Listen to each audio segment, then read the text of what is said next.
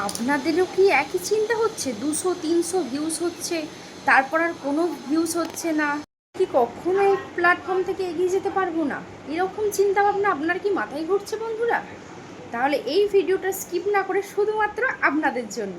আর সেটা হচ্ছে কাদের জন্য? আমার মিষ্টি মিষ্টি বন্ধুদের জন্য। ঠিক সেই রকমই বন্ধুরা, আজ থেকে 5 মাস আগে কিন্তু আমারও এরকম চিন্তাধারা ছিল যে আমি মনে হয় আর এগোতে পারবো না, ভিউজ করতে পারবো না, কোনো কিছু করতে পারবো না।